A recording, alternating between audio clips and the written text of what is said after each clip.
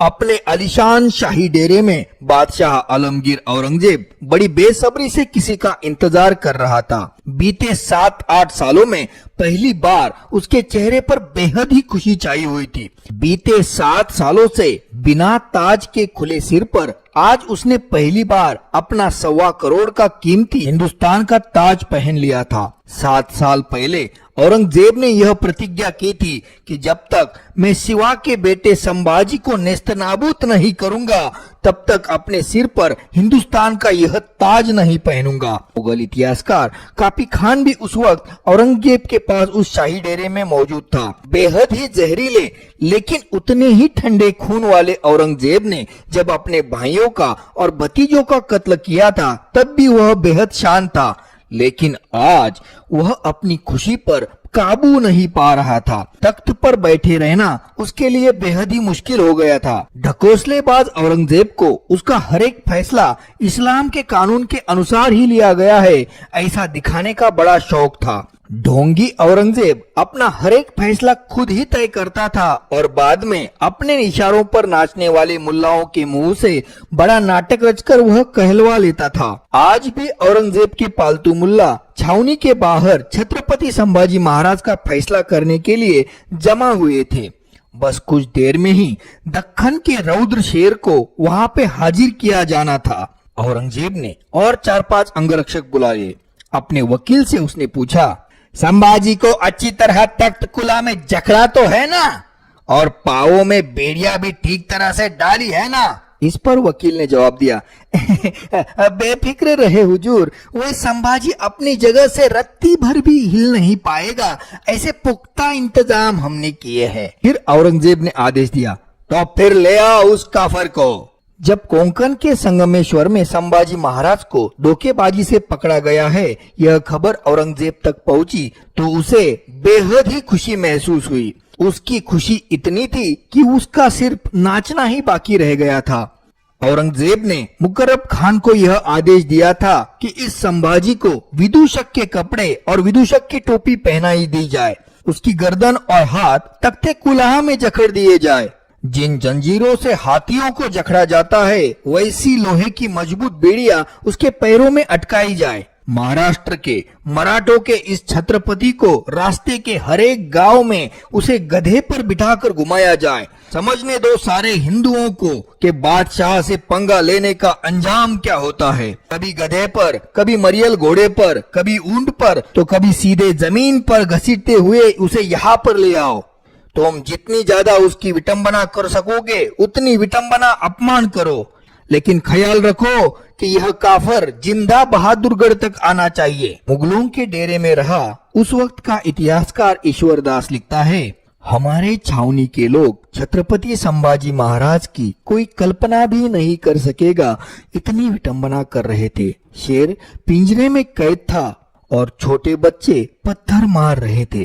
कोई दुष्ट तलवार और भाले को चुबाकर संभाजी महाराज और कवि कलश को लहूलुहान कर रहे थे, उनको गालियां बक रहे थे, उनके शरीर पर थूक रहे थे। लेकिन यह नरसिंह छत्रपति संभाजी महाराज और उनका मित्र कवि कलश गोकुलदास छांदोगामात्य दोनों बेहद ही शांत थे। उनकी गर्दन उन्होंने अभी तक नहीं झुकाई थी। इतने ज्यादा अत्याचार होने के बावजूद भी वो ना तो दया की भीख मांग रहे थे न झुके थे। खून से लहूलुहान महाराज के शरीर ने कितनी यातनाएं झेली, इस बात का अंत ही नहीं था। उन्होंने अन्न को भी त्याग दिया था। रास्ते के गांव का हर एक आदमी अपने महाराज की वह अवस्था देखकर रो रहा था। महाराज की इस कैद से मुक्तता होने के लिए भगवान से प्रार्थना कर रहा था और कवि कलश के साथ संभाजी महाराज को औरंगजेब के सामने पेश किया गया। लकड़ी से बने तख्त कुलाहा में गर्दन और हाथ जकड़े हुए थे। पैरों में भारी भरकम लोहे की जंजीरें थी। उन दोनों का पूरा शरीर खून से लाल लहूलुहान हुआ था, लेकिन संभाजी महाराज की आंखें गुस्से से आग उगल रही थी। गुस्से से भरी गर्म सांसें जोर जोर से चल रही थी। संभाजी महाराज और कवि कलश को औरंगजेब के डेरे में लाने के बाद मुकर्रब खान बोला, हुजूर के सामने गर्दन झुकाकर अपने घुटने टेक कर अपनी अदब बर्ताव काफर। लेकिन संभाजी महाराज ने इस पर जरा भी ध्यान नहीं दिया। उन्होंने अपना मुंह फेर लिया। औरंगजेब अब गुस्से से आग बबूला हुआ था, लेकिन अपने गुस्से पर काबू रखकर वह उपहास भरे स्वर में बोला, क्या राजा साहब, सफर में आपको कुछ तकलीफ तो नहीं हुई ना? संभाजी महाराज बिना कुछ बोले अपनी जलती हुई आंखें बादशाह के आंखों में गड़ा कर खड़े थे। तभी शीघ्र कवि छंदोगामात्य कलश बोले, राजा साहब, हमें एक काव्य छंद सूझ रहा है, अगर आपकी आज्ञा है तो सुनाऊं। संभाजी महाराज ने कहा, जरूर सुनाइएगा छंदोगामात्य, रायगढ़ के दरबार में तो हमने आपको खूब सुना है, जरा इस महफिल को भी रोशन कर दें। ऐसी विकट परिस्थिति में भी छत्रपति संभाजी महाराज का कवि मन बिल्कुल जिंदा था। कवि कलश ने ऊंची आवाज में खड़ी बोली में उन्हें सूझा हुआ एक शीघ्र काव्य छंद सुनाया। यवन रावण की सभा शंभु बंधु बजरंग, लहू लगत सिंदूर समखुए खेल्यो रणरंग, जो रवि छवि लचतई खद्योत होत बदरंग, तव तप्त तेज तो निहार के तखत तेजो अवरंग। दोस्तों, इस सुंदर काव्य छंद का मतलब कुछ ऐसा है, जैसे रामायण में रावण के दरबार में बजरंग बली को कैद करके पेश किया गया था, वैसे ही आज औरंगजेब के दरबार में संभाजी महाराज को कैद करके पेश किया गया है। जैसे हनुमान जी की काया सिंदूर से सनकर लाल लाल हो गई थी, वैसे ही आज संभाजी महाराज का पूरा शरीर खून से सनकर लाल लाल हुआ है। जब भी सुबह सूर्योदय होता है, तब सूरज के तेज के आगे रात में टिमटिमाता जुगनू एक क्षुद्र कीड़ा दिखाई दे पड़ता है। वैसे ही सूर्य जैसे तेजस्वी संभाजी महाराज के सामने औरंगजेब एक क्षुद्र कीड़ा लग रहा है। संभाजी महाराज के जलते हुए तेज को औरंगजेब सह नहीं पाया और अपने तख्त को छोड़कर बेचैन होकर घूम रहा है। औरंगजेब के सामने ही उसका अपमान करने वाला काव्य छंद सुनकर औरंगजेब दंग रह गया। यह दो काफिर कैदी मेरे पैरों पर गिड़गिड़ाएंगे, अपनी जान की भीख मांगेंगे। इतनी यातनाएं और अपमान के बाद उनकी अकल ठिकाने आ गई होगी, उन्हें बादशाह की ताकत का अंदाजा आया होगा, ऐसा औरंगजेब ने सोचा था। लेकिन यहाँ तो इन दोनों को मौत से भी बिल्कुल डर नहीं लग रहा था। आंखों में आंखें डालकर वह दोनों बातें कर रहे थे। औरंगजेब उन दोनों से बहुत ज्यादा गुस्सा था, लेकिन फिर भी औरंगजेब मन ही मन में उन दोनों के हिम्मत की सराहना भी कर रहा था। वो मन में ही बोल रहा था, या खुदा, आज तक तो हमने इतनी हिम्मत किसी में भी नहीं देखी। काश इस फौलादी संभाजी जैसी हमारी कोई औलाद होती। काश यह संभाजी इस्लाम का बंदा होता। अगर यह फौलादी जिगरबाज इंसान इस्लाम का बंदा बन जाए तो पूरे दक्खन क्या, पूरे अर्श पर मैं सब झिलाली परचम लहरा कर ही रहूंगा। और यह ख्याल मन में आने के बाद अपना सारा अपमान औरंगजेब भूल गया। वह बोला, देखो संभाजी, हम तुम्हारे सारे गुनाह माफ कर देंगे, तुम्हें दक्खन का सुबहदार बनाकर सारी जागीर वापस दे देंगे। तुम सिर्फ इस्लाम कबूल कर लो और बुरहानपुर से लूटा हुआ सारा खजाना हमें वापस लौटा दो। आज तक किसी हिंदू को नहीं दी उतनी इज्जत, शोहरत और मनसब हम तुम्हें इनाम देंगे। इस पर संभाजी महाराज ने औरंगजेब के सामने ही थूक दिया, थूकता हूँ मैं तुम्हारी जागीर पे। यह संभा शेर शिवा का बच्चा है।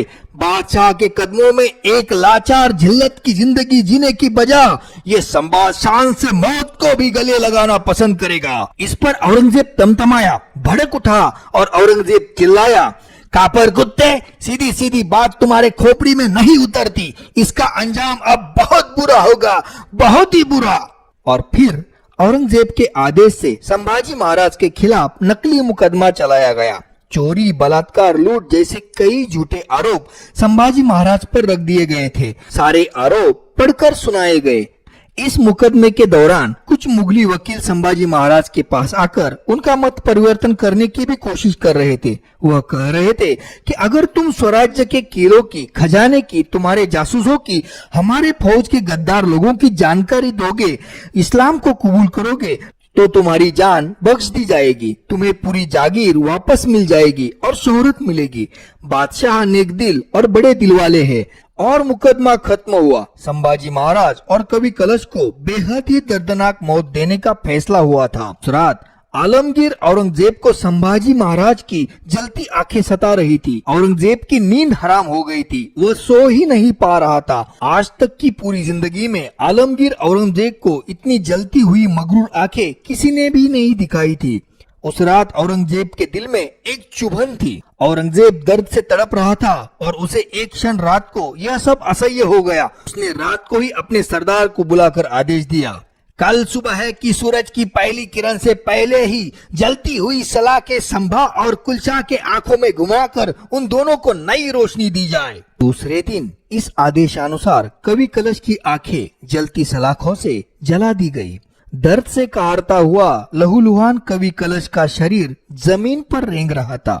अब छत्रपति संभाजी महाराज की आंखों की बारी थी। अपने दोस्त की ऐसी भयानक अवस्था देखकर संभाजी का मन पलट जाएगा और वह झुकने के लिए राजी होगा, ऐसा औरंगजेब का अंदाजा था। सफेद दाढ़ी वाले बूढ़े जल्लाद ने सलाखों को फिर से जलते हुए कोयलों पर रख दिया। संभाजी महाराज का मजबूत और सुंदर शरीर देखकर वह दुखी हो गया। वह बोला, बेटा, इतना मजबूत सुंदर शरीर खुदा नसीब से ही किसी को बख्शता है।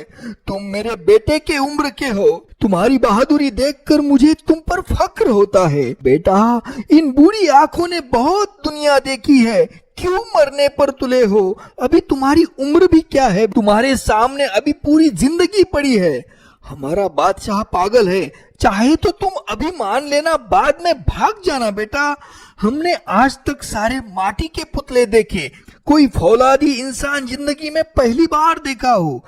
हजारों आंखें हमने आज तक हंसते हंसते हमारे इन हाथों से जला डाली है, लेकिन आज इस उम्दा बदन की नूर से भरी आंखें जलाने के ख्याल से ही मेरे हाथ कांप रहे। बेटा मान जाओ, बेटा मान जाओ। संभाजी महाराज ने बहुत दिनों से अन्न नहीं लिया था, इसलिए उनका शरीर काफी कमजोर हो गया था। वह बोले, इसमें आपका कोई दोष नहीं है बाबा, आप अपना काम कीजिए। बूढ़ा जल्लाद बोला, मुझे माफ कर देना बेटा, मैं सिर्फ अपने आका का हुक्म अमल में ला रहा हूँ। धूल की रेखाएं छोड़ने वाली लाल जलती सलाखें संभाजी महाराज की आंखों के सामने आई। उस बूढ़े जल्लाद के हाथ जिंदगी में पहली बार कंपकपा रहे थे। संभाजी महाराज की सुंदर बड़ी आंखें खुली ही थी। अपने महाराष्ट्र को वो आखिरी बार बड़े प्यार से देख रहे थे। वह जल्लाद पठान दर्द से बोला, बेटा आंखें तो बंद करो, बेटा आंखें तो बंद करो। मैं कोशिश करूंगा कि तुम्हें कम से कम तकलीफ हो। या अल्लाह, या खुदा, मुझे माफ करना। और फिर चर्र आवाज हुई। मांस के जलने की गंध और धुआं फैल गया। केवल भगवान ही जानते हैं कि वेदनाओं का वह ज्वालामुखी संभाजी महाराज ने कैसा सह लिया होगा। उस दिन की शाम थी। आंखों की रोशनी गवाए हुए संभाजी राजे और उनके मित्र कवि कलश एक दूसरे का हाथ पकड़ के तंबू को पीठ लगाकर बैठे थे। सुबह आंखें जलने के बाद दोनों दर्द से थोड़ी देर के लिए बेहोश हो गए थे। आंखों के सामने अंधेरा था। इन दोनों का पूरा बदन दर्द से भरा था। और इसी अवस्था में भी कवि कलश बोले, महाराज क्या दिख रहा है आपको आंखों के सामने? संभाजी महाराज के ओठों पर उस अवस्था में भी क्षीण हंसी उमटी। कवि कलश अपनी पूरी शक्ति को इकट्ठा करके बोले, महाराज अगर आपकी आज्ञा हो तो एक काव्य छंद सुनाऊं? संभाजी महाराज ने जवाब दिया, जरूर कवि जी, हम बेकरार हैं। और कवि कलश ने उन्हें एक काव्य छंद सुना डाला। उसका मतलब कुछ ऐसा था, जब शूरवीर छत्रपति संभाजी महाराज स्वर्ग के द्वार पहुंचे तब इंद्रदेव अपने स्थान से उठकर उनके स्वागत के लिए खुद द्वार तक चलकर आए। इंद्रदेव ने बड़े प्यार से संभाजी महाराज को आलिंगन दिया। संभाजी महाराज के दिव्य तेजस्वी शरीर को देखकर स्वयं इंद्र को भी मन में ईर्ष्या पैदा हो रही थी। सभी देवी देवताएं संभाजी महाराज के स्वागत में पुष्प वर्षा कर रहे थे। संभाजी महाराज स्वर्ग में एक आलीशान आसन पर बैठे और धरती की तरफ देखने लगे। तब उन्हें यह दिखाई पड़ा कि संभाजी महाराज की खून की बूंदें जमीन पर जिस जिस जगह पर गिरी थी वहां पर तलवारें उगी थी। छोटे बच्चे से लेकर बूढ़े तक महाराष्ट्र का हर एक आदमी स्वराज्य के रक्षण के लिए तलवारों को लेकर खड़ा हुआ था। मुगलों के खिलाफ सभी लड़ रहे थे। औरंगजेब के शरीर के हजारों टुकड़े कर महाराष्ट्र के छोटे छोटे बच्चे उन टुकड़ों के साथ खिलवाड़ कर रहे थे। छांदोगामात्य कवि कलश का यह काव्य छंद संभाजी महाराज को बेहद ही पसंद आया। छांदोगामात्य बहुत खूब। और वह दोनों हंसने लगे। औरंगजेब ने इन दोनों के आसपास कई जासूस रखे थे और दोनों को जानबूझकर इकट्ठा रखा गया था ताकि दोनों की आपस की बातचीत से कुछ गुप्त चीजों का पता लग जाए, जैसे कि खजाना कहाँ पर रखा है, किलों के राज और छुपे रास्ते कहाँ पर है। उस रात औरंगजेब ने अपने जासूसों को बुलाया और पूछा। संभाजी महाराज वकीलों की हर एक बात का जवाब सीधा ना में ही दे रहे थे। पता होगा, अपनी फूटी हुई आंखें लेकर जरूर पछताता होगा। क्या हुआ, हमें सब बताओ। एक जासूस ने अपनी गर्दन झुकाई और वह बोला, गुस्ताखी माफ हुजूर, लेकिन उन दोनों की आंखें फोड़ने के बाद कुछ देर तक तो वो दोनों बेहोश रहे। शाम को उनको जैसे ही होश आया तो वो दोनों एक दूसरे को शायरी सुना रहे थे। अपना कोई भी राज उन्होंने खोला नहीं, ना ही कोई खुफिया जानकारी का मशवरा किया, सिर्फ शायरी सुनाकर जोर जोर से हंस रहे थे। औरंगजेब की भौहें चढ़ गई, उसका सर चकरा रहा था। क्या शायरी सुना रहे थे, जोर जोर से हंस रहे थे? बताओ काफिर कौन सा मुशायरा कर रहे थे? जासूस ने कहा, हुजूर वो दोनों कुछ इस तरह शायरी सुना रहे थे कि। और इतना कहकर उस जासूस ने पूरी शायरी बता दी। औरंगजेब के टुकड़े टुकड़े कर कर बच्चों के हाथ में खेलने की बात सुनकर औरंगजेब अपना आपा खो बैठा। गुस्से से वह पागल आग बबूला हो गया। वह चिल्लाया, काफिर, कुत्ते की औलाद, हमारे टुकड़े टुकड़े करने की बात कर रहा है। खींच लो दोनों की जुबान और काट कर कुत्तों को खिला दो। 2-3 दिनों के बाद इन दोनों की पूरी खाल खिंचवा लो और उस पर नमक मिर्च का पानी डलवा दो। दूसरे दिन बाद उन दोनों की जुबानें काटी गई और कुछ दिनों के बाद उन दोनों को खंबे से बांधा गया।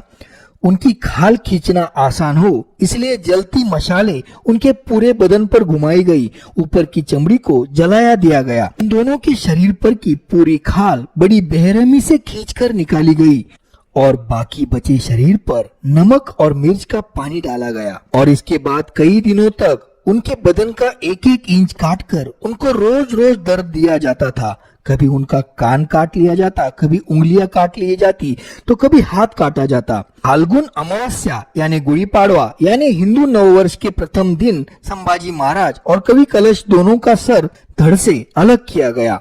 बाकी के शरीर के टुकड़े टुकड़े कर दिए गए।